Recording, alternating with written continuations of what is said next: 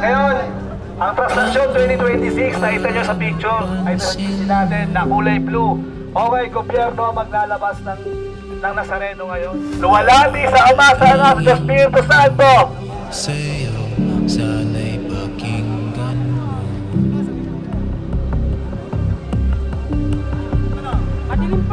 So dahil ba ang pwesto ngayon ng grupo dahil nga gobyerno ang hawak ng translasyon. Ultimo ang pwesto ng pangkalahatan namin. Limibat muna kami ngayon sa Intramuros. So abangan kami lahat ng pangkalahatan. Ito muna yung tarima, babae, tanda, kids, ito muna lahat. Time check! 9. Diba? Alas 10 tayo pupunta doon. Okay? So ganoon ulit. Tayo ang doon.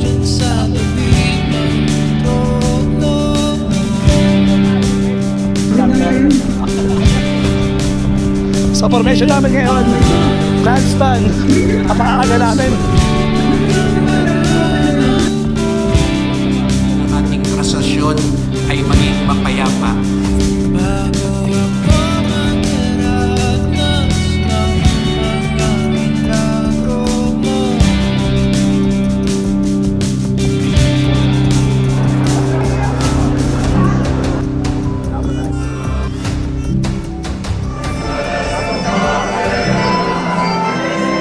Patuloy kami nagpupuri.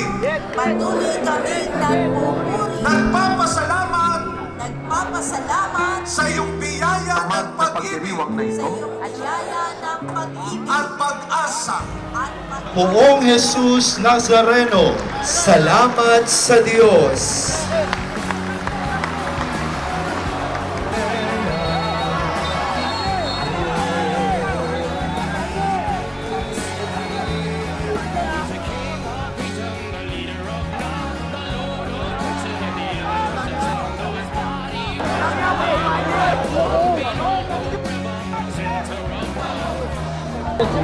Tagumpay namang naitawid ang andas ni Senyor, kasama ang kapulisan, kasama ang Big 3, lingkod ni Kuya, Esparta, at ang Porbida hanggang makatawid ng Luneta Rojas Boulevard.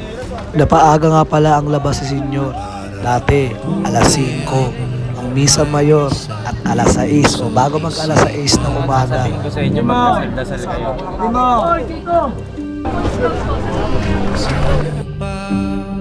Naririnig yung mga antay-antay guys, ganyan. Galing ako dyan, mayabang din ako dati. Iyak yan, iyak yan. Galing ako dyan, oo. Magdasal kayo. Sana'y pakinggan mo. Okay, mga leg, parang ulo, pero lahat ang rasya. Long!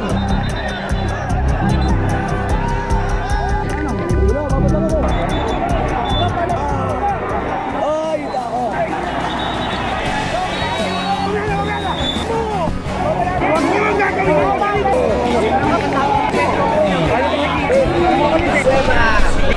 Basta naman. Okay naman, medyo masarap sa pakiramdam. Siyempre, at nakasampa tayo at nakita natin ang natin nakasampa. At siyempre, lahat ng blessing, lahat ng iniling mo, kailangan mo, alam mo yun, ilingin sa kanya kasi hindi posible.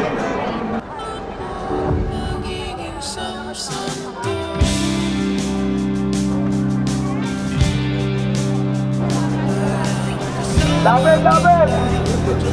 Ano oras? 9? Okay. Mula kanina mula alas 4 ba yun? Alas 5. Alas 5, hindi ba umakakit ang senior? Umakit ng 8:30. Kababa lang ng tulay. Tapos dahil sakto, makapasok pa na ng sabi ito, paternal. So sabi nga, hayaan lang mo natin para sa lahat. Wala mo lang tatrabaho. Okay, magluluman tayo. Sanang sa gitna. Yung gusto magtimon, bahala kayo. Yung gusto umakyat, eto na, para sa lahat tayo, ha? Ang ganda ng panahon. Sobrang lamig. Talaga naman, para kang gampay ni Ipan. Sige, mapainit. Lahat ng bula. Viva Senyor! Viva!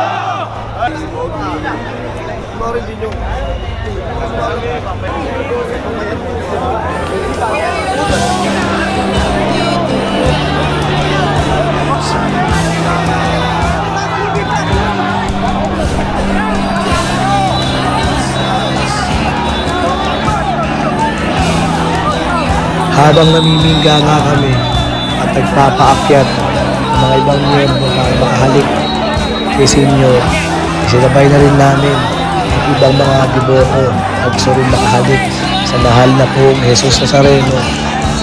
Hindi ko na malaya kung anong oras na yan, pero grabe pa rin talaga ang uhaw ng bawat deboto, makasampala at makahalik lang kahit may salamin pa ang karosa.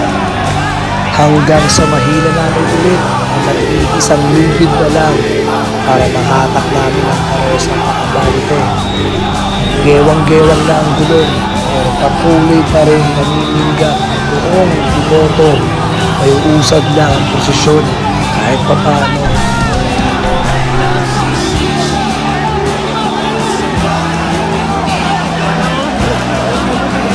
Hanggang sa maputo na naman ulit unahing kalasingsingan o halos isang gilpos ng lubid ang naputol at umiksi na naman ang lubid ng andas.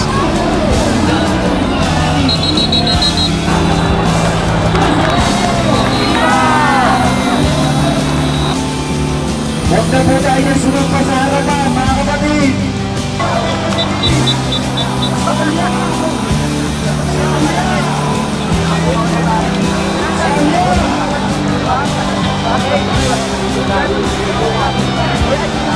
Oras na, ano mo yung sabi mo, sa gantong oras, nandito pa rin tayo sa Casal Street. Okay, dahil check mo sa Anong oras na ba? nauna. Alas 2. Okay, alas 2. Kalalabas lang ng PNDT. Siyempre mo ba, PNDT, binakbakan ng Porbida. Nag-switching kaming lahat ng mga mama sa likod, pati polis. Nag-multitasking nga kami, harap likod eh. Pero siyempre para kay Senyor. Lahat yan, alay para kay Senyor. Ano mang hirap, ano masakit, basta lahat para kay Senyor.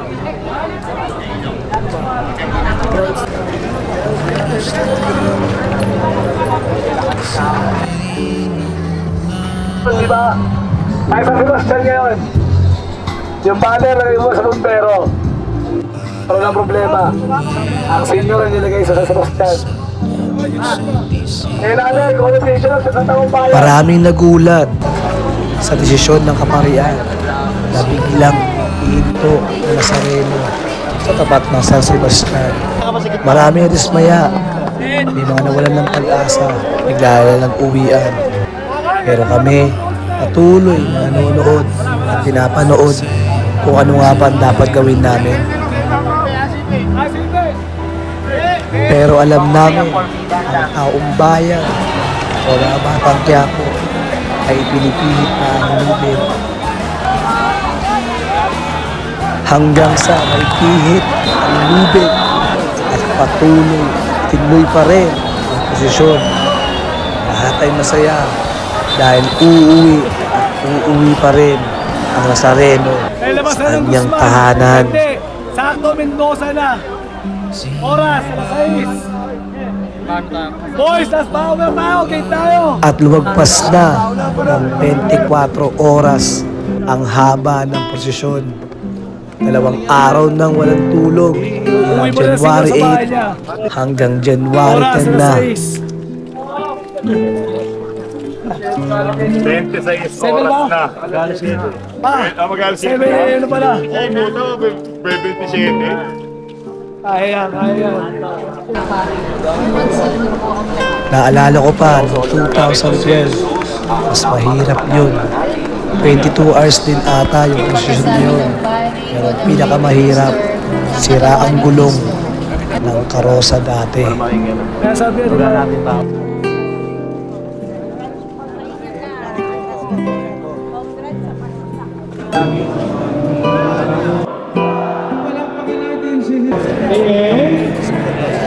Siguro sa opinion ko, huwag na lang natin madaliin talaga ang posisyon. Naintindihan ko rin naman lahat ng sakripisyo, hirap. Pero sabi ko nga, base sa aking experience, Nazareno pa rin talaga ang magdidikta sa oras ng kanyang pag-uwi. At ang tunay na deboto ay mag-aantay at mag-aantay pa rin hanggang makauwi ang mahal na poong Jesus Nazareno sa kanyang tahanan. Sagad na ako sa lakas ko yan. Halos wala na ako. Sagad na sagad. Uhaw, puyat. Naginginig na rin ang tulog ko. Pero pilit ko pa rin pinapapoy ang dibdib ng aking grupo. Nagampanan lang ang inatang para na sa Puerta Mayor at para sa mahal na Senyor.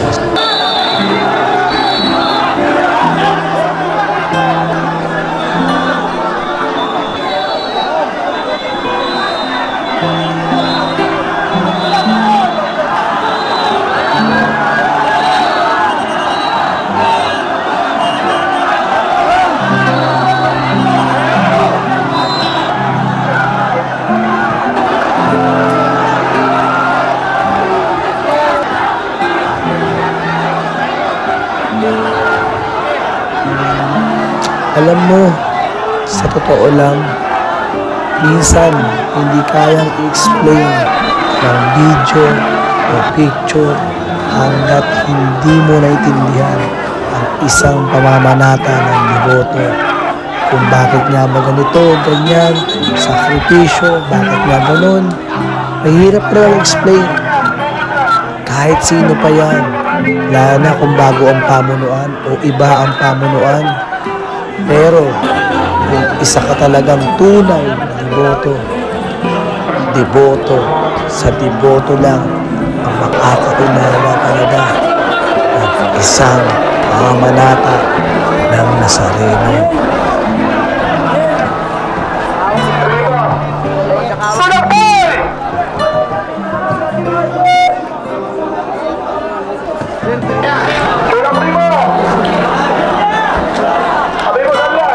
At ang tunay na deboto ay tinatapos ang prosesyon.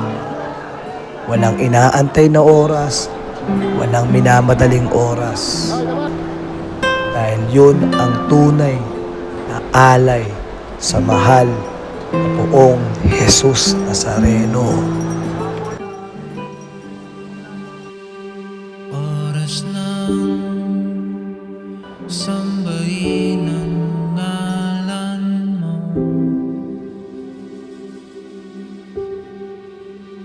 Para mabuhay habang buhay sa puso't isipan mo. Sino pa ako para mapansin